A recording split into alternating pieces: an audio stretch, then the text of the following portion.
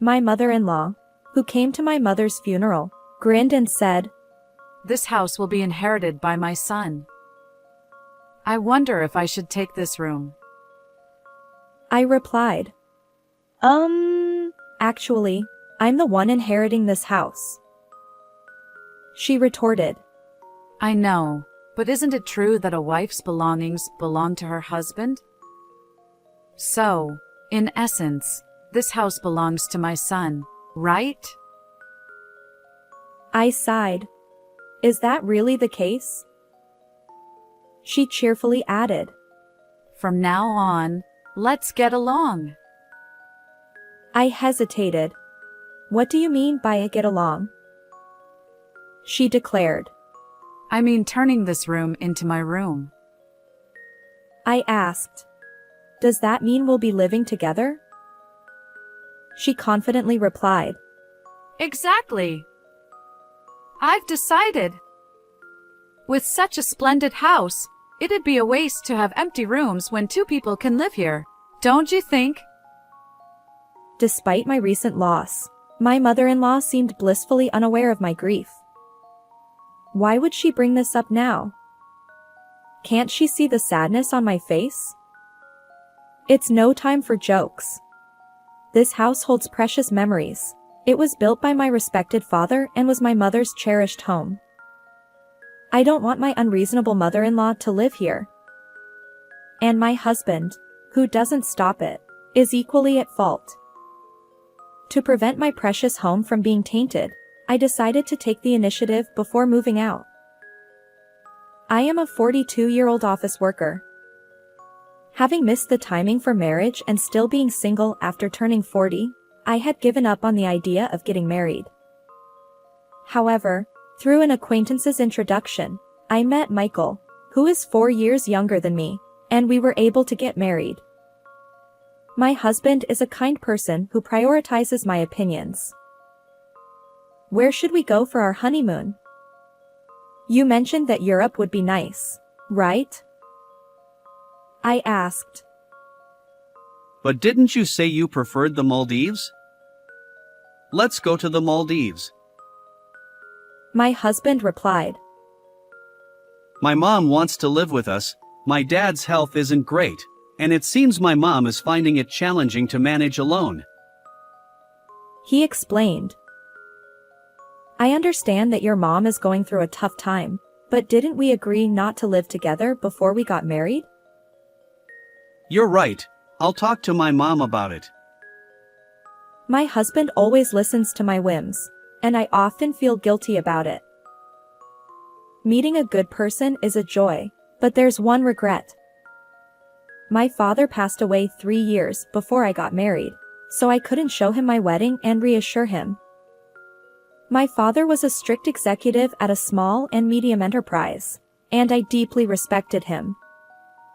Despite the modest size of the company, his income was decent, and our family home was sizable enough to hold a funeral. As I began working as an office employee, I gained a deeper understanding of the challenges of work, which only increased my admiration for my father. And then, 2 years after our marriage, my mother also passed away. Even Mom? My husband asked. Are you okay? Shouldn't you take a break in the back room? Funerals are generally less commonly held at home, but my mother's funeral was conducted at home. During my mother's funeral, he always looked out for me. Truly, I was fortunate to have met such a good husband. That's when my mother-in-law, Nancy, arrived. My deepest condolences.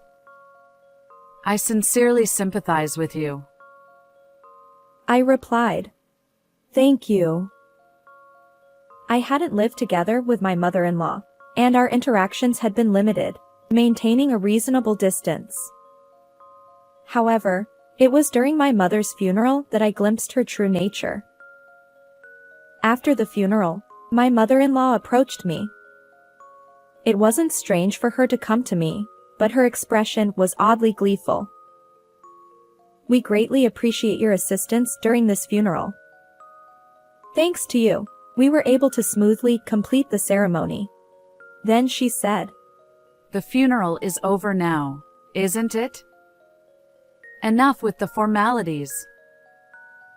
I was taken aback. Initially, I thought my mother-in-law was trying to be kind, considering my grief. But it became clear that wasn't the case. Your parents had such a splendid house. I replied. Wait a moment. She boldly walked into the depths of the house. Oh. Mom, this is inconvenient. Some areas are messy. I protested. Undeterred, she declared. Don't fuss over details. More importantly, this house will be inherited by my son. I wonder if I should take this room. I hesitated. Mom. Actually, I'm the one inheriting this house. She smirked. I know. Your parents didn't have any other children, right? And isn't a wife's belongings her husband's? So, in essence, this house belongs to my son, doesn't it? I sighed. Is that really the case? She cheerfully added. From now on, let's get along. I hesitated. What do you mean by get along? She confidently replied.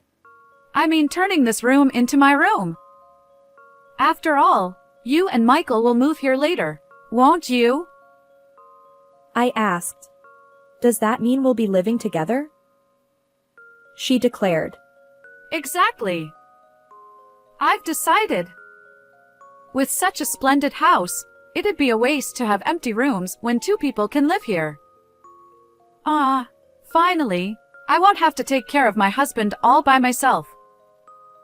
Unfortunately, my mother recently passed away, and yet my mother-in-law is saying such things.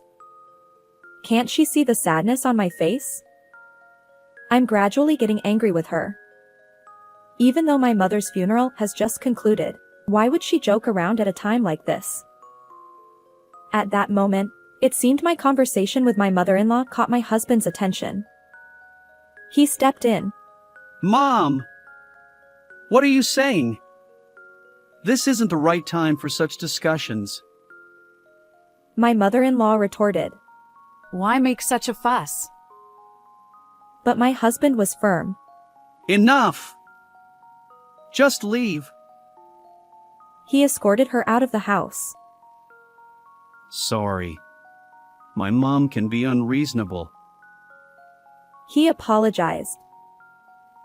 It's fine. Thanks to you for handling it, I replied. At that moment, I felt grateful for my dependable husband. However, I would later realize that the reason my husband scolded my mother-in-law was subtly different from my own perspective. 10 days after my mother's funeral, as things settled down a bit, we decided to discuss my family home. It was then that my husband made an unexpected proposal. This apartment is cramped. Shouldn't we move back to my parents' house? I suggested. Yeah, you're right. With more belongings and the possibility of having kids, it's better than squeezing into this tiny apartment. He agreed. Well, then we should start preparing for the move. Then he said hesitantly. So, I have one thing to discuss regarding the move. What's the matter? I asked. He hesitated before saying. Considering the spacious house, all the empty rooms, I thought maybe my parents could move in with us. Wait, are you suggesting we live together? I asked, surprised. My husband is kind, but recently, I've noticed something. While I thought he always prioritized my opinions, I wonder if he's actually just a yes man. Could he be an outright pushover? His suggestion about living with my mother-in-law, and the way he complies with her requests for my persuasion, makes me wonder. Moreover, despite knowing I'm against cohabitation, he repeatedly proposes it to me, prioritizing her over me. Haven't I said it repeatedly? We won't live together. I remind him. He responds. But Mom keeps insisting on it. I counter. During the funeral, you scolded her, didn't you? You stood up for me and opposed cohabitation. Well, yes, I was upset about her barging into the house, but that doesn't mean I'm entirely against living together. I just thought such an important decision shouldn't be made casually in that setting. It was decisive. My husband merely nods and relays my words, but he seems more inclined toward my mother-in-law. Moreover, despite advocating for proper discussions, he maintains a certain distance and avoids making definitive decisions. Perhaps he's unconsciously doing this, believing he remains neutral. People of this type can be quite tricky. They convince themselves they're neutral and capable of making the right judgments. It's frustrating. Anyway, I oppose living with someone who barged into my parents' house on the day of the funeral and suggested living in this room. I've said it before, and I won't change my stance. Please convey this to your mom. My husband responds. Why? You seem really bothered by it. Fine, I'll let her know. While I prefer to avoid living with my in-laws, I've prepared myself for the possibility, depending on the circumstances when we got married. However, witnessing my mother-in-law's behavior during my mother's funeral, can I imagine living together in the cherished home my respected father built and where my mother lived? Now that I've become aware of my husband's lack of assertiveness, cohabitation is unthinkable. When my husband conveyed my opposition to cohabitation, my mother-in-law directly protested by calling me. Why are you opposing cohabitation when there's such a spacious house? You're Michael's wife now, and his father and I are your parents, right? Why such strong opposition to living together with us? I've already declined cohabitation before. I apologize. My husband has mobility issues, and it's challenging for me alone. Are you saying you'll abandon us? Did you hear the reasons from my husband? I apologize, but... This heartless person! I won't ask anything of you anymore. I feel sorry for my father-in-law's health condition. However, based on my mother-in-law's past behavior, I can imagine a future where everything related to my father-in-law would be pushed onto me if we were to live together. If we do decide to live together, significant improvement in my husband and mother-in-law's mindset is an absolute requirement.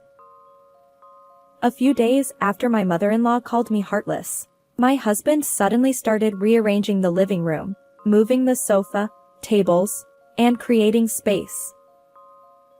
What are you doing? Is this for storing moving boxes?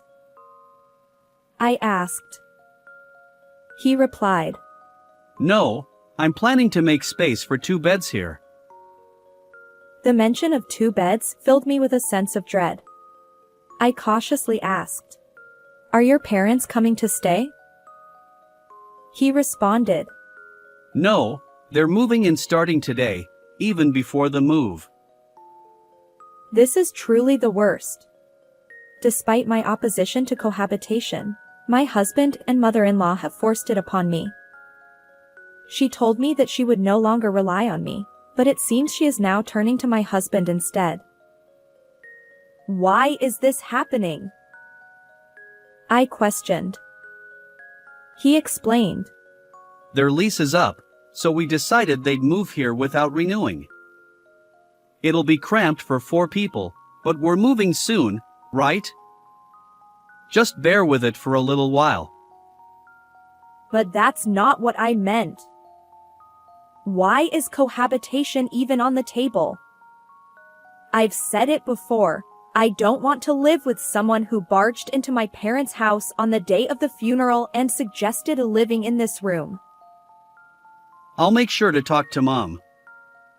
We'll be living together from now on, so please get along. Why do you prioritize everything your mom says? I asked. He clarified. It's not about prioritizing her. I listened to both of your opinions and made a judgment. My husband, the ultimate yes man when it comes to my mother-in-law, seems to have fallen for her cohabitation strategy. Perhaps he's unwittingly swayed by her, believing he's making independent judgments. I used to think of my husband as kind and good-hearted, but when paired with my mother-in-law, he becomes quite a handful. And so, I find myself forced into cohabitation with my in-laws. Welcome. As I suspected, this apartment is cramped for 4 adults. We'll endure it until the move. It's infuriating. She just rolled in here, and now she's complaining about the room. I apologize for suddenly adding 2 elderly people. We'll try not to inconvenience you. No, if there's any inconvenience due to your mobility issues, please let us know. My father-in-law, Tony, has mobility issues, but he seems better than expected.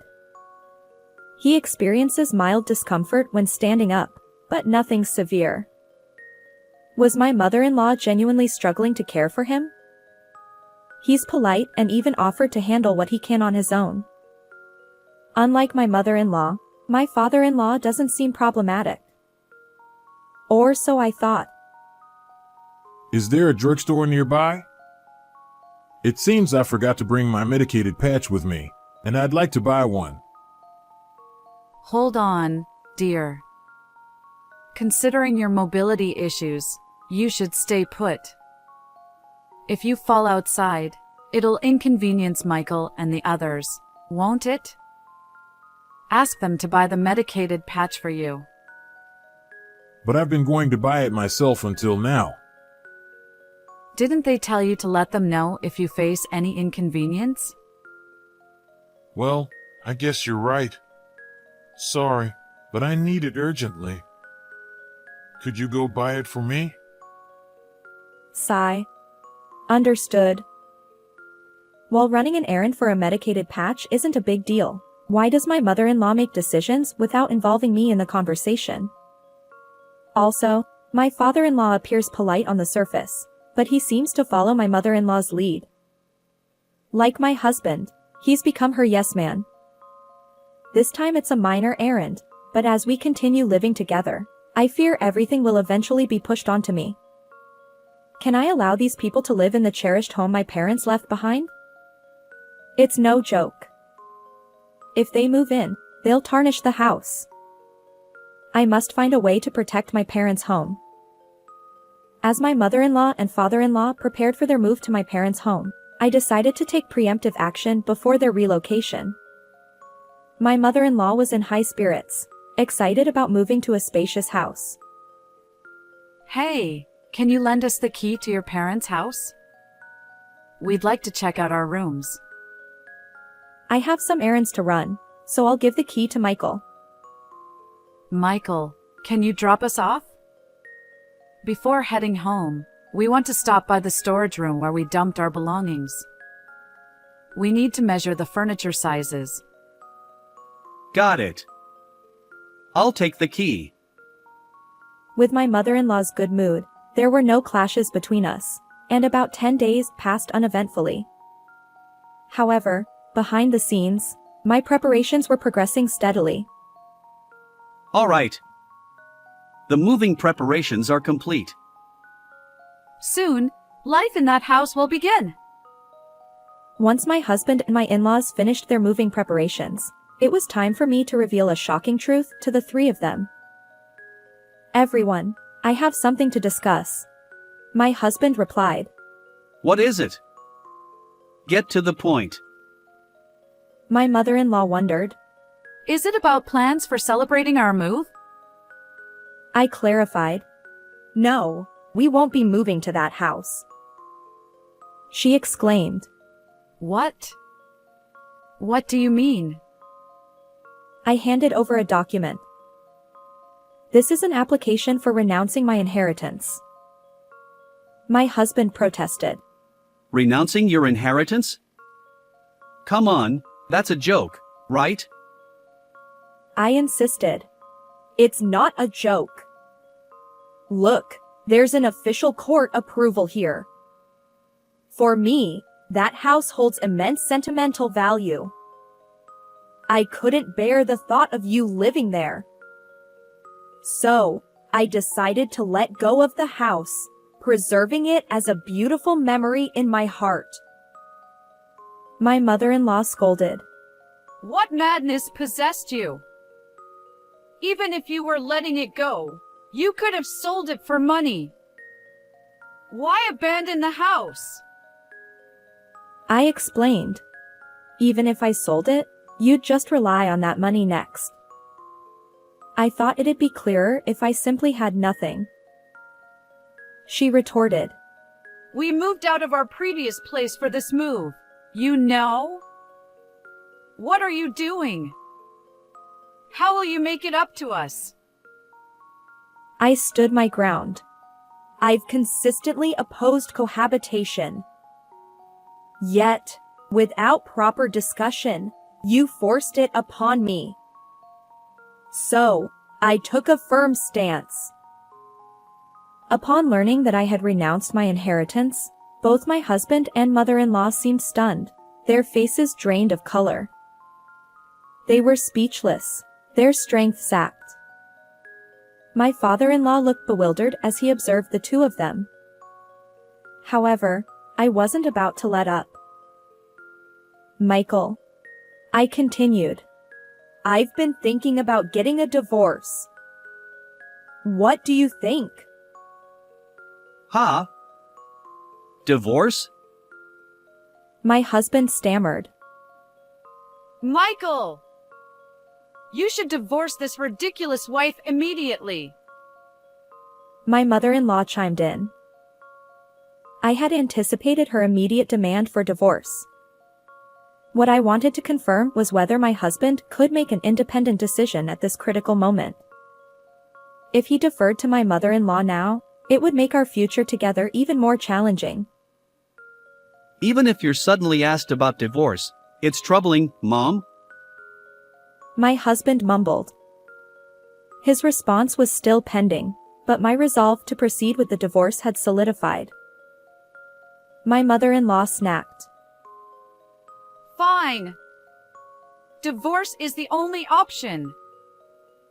My father-in-law interjected.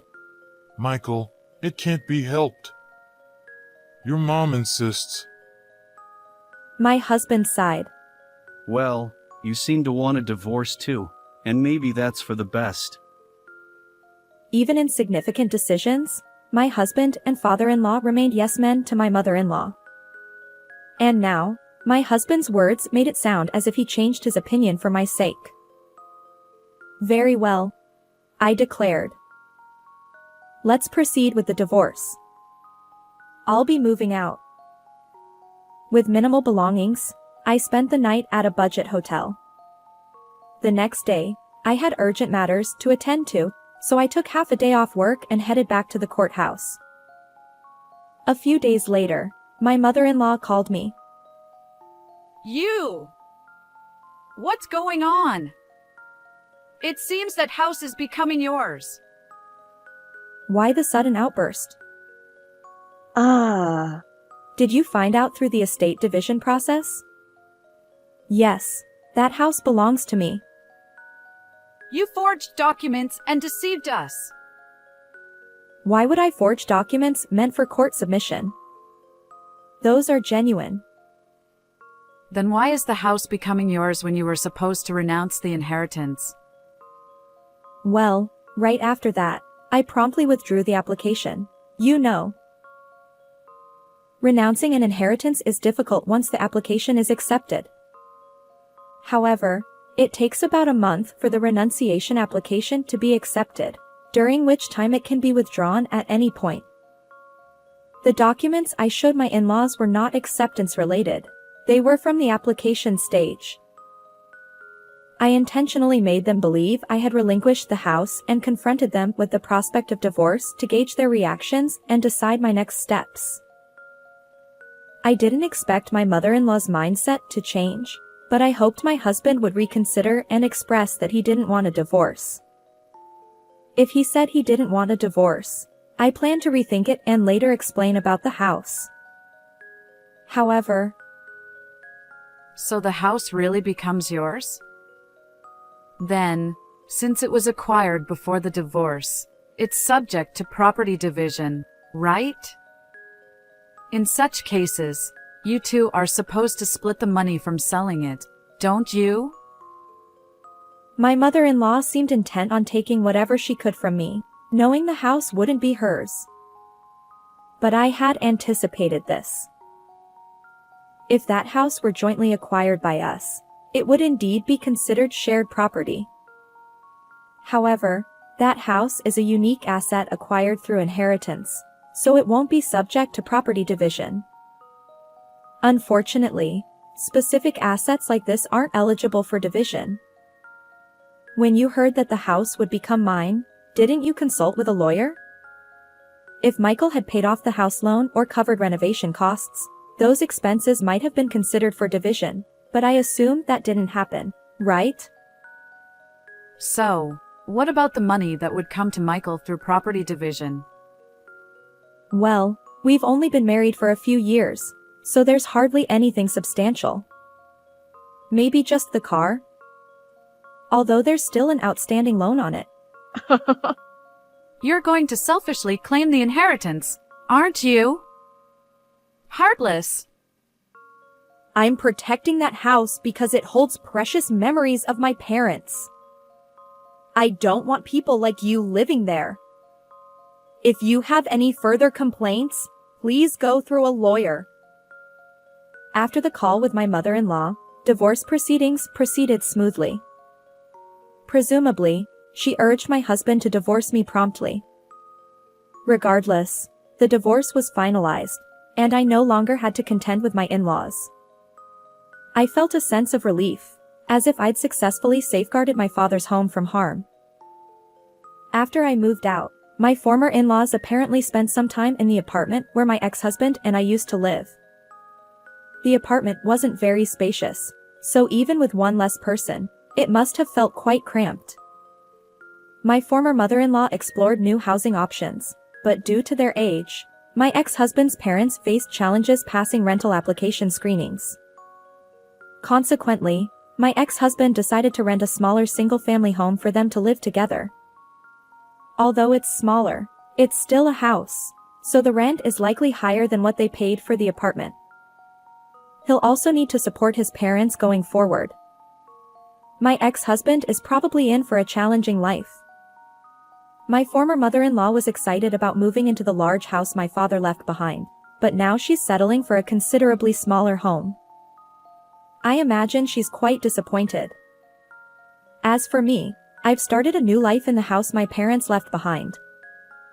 It feels warm, as if my parents are still there with me. How did you find this story? If you enjoyed it, consider subscribing to the channel. Until next time.